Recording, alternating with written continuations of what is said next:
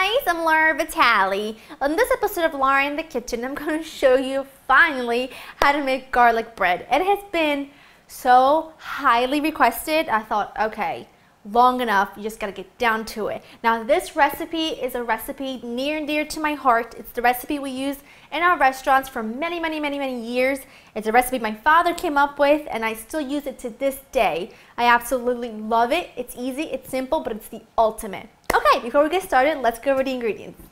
You're going to need some whole cloves of garlic that have been peeled, some fresh parsley, some shredded mozzarella, or you can use provolone, some freshly grated parmesan reggiano, olive oil, salt and pepper, and of course you're going to need some bread. And I'm using just a loaf of Italian bread, just like this, and it's that simple. Now, first thing you want to do is get your oven to 400 degrees, get that ready for you. Second thing, you're going to cut your bread. And this is how my father taught me how to cut rolls years and years ago. I think I was like 14 when he taught me. You take your roll, okay, and every roll will have a flat side and a side that's a bit more rounded. And the side that's rounded is the side you're going to cut. And you're not going to cut it all the way.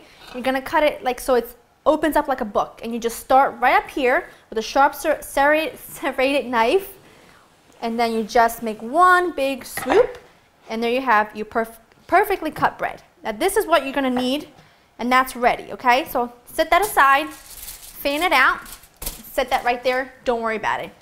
Now, in this little teeny tiny little food processor, you can also make this in a blender. This would definitely work in a blender. You're going to add in a whole bunch of garlic, some fresh parsley, and what we're making is like a garlic oil, and this is the garlic oil we used for everything. I make my base for my garlic bread with this. I toss garlic knots in it, brush it on top of focaccia rolls.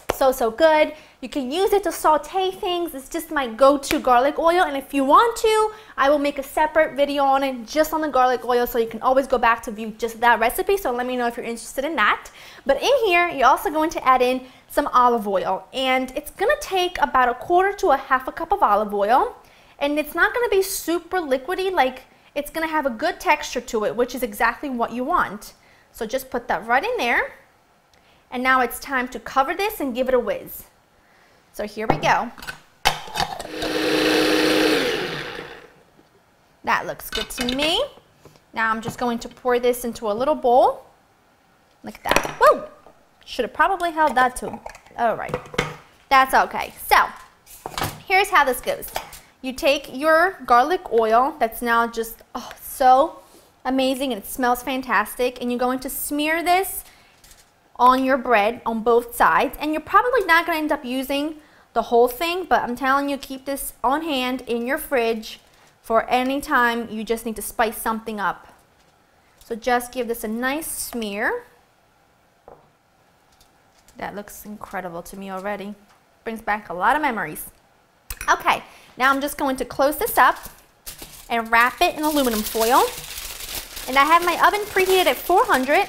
I'm going to put this in there for about 10 minutes or so, and then I'll show you the next step. Here we go. That's been in the oven for about 10 minutes at 400. Great, smell the garlic already. So now what I'm going to do is I'm just going to open this up again. Oh, look at that. Ah. That is amazing. So the next step is to take your shredded mozzarella or provolone, or if you don't want to use cheese, don't, but I really don't know why you wouldn't want to, because this gets so incredibly cheesy and delicious yumminess. I don't know why you want to skip this step. But just sprinkle this all over the top. You can do as generously or as stingy as you like. I vote for generously, but to each his own. And then we're going to grate some parmesan reggiano over the top, because that parmesan reggiano is so nutty and salty. In fact, I don't even know why I had the salt out, because I didn't even put salt in this recipe because you don't need it. So just go ahead and grate some parmesan reggiano all over the top.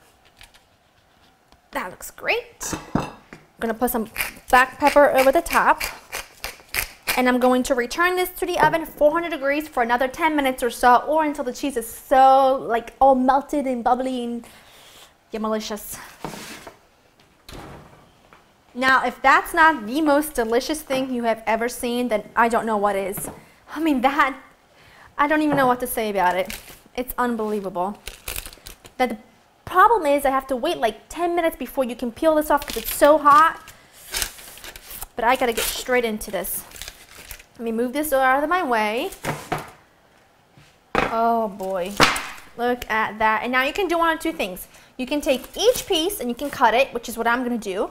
Or you can do like my dad used to do, which is sandwich everything back together and then cut it like that. But I like it this way. I'm such a rebel if you haven't noticed. But hey, oh, look at that. Whoa, it's so excited it's jumping out of the board.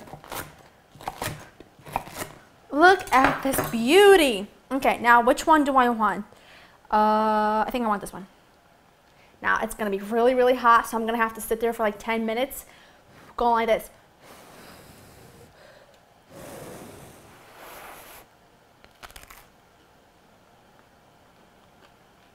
It's so good. I thank my daddy for this one. It's like, it's garlicky, it's cheesy, but the center's still fluffy, but the outside has this like ridiculous, delicious crust on it from baking it, actually baking it twice because we baked it the first time, wrapped up, which it started to get crusty, and then we baked it the second time again, which like completely finished it. It's out of this world garlic bread. You have to make this, like, I'm so excited I can't even talk anymore. I hope you enjoy spending time with me. To get this incredible recipe and others, go to www.laureninthekitchen.com. Get in your kitchen, make yourself some killer garlic bread, maybe a side of chicken parm if you want to, and you should. And I'll see you next time. Bye-bye.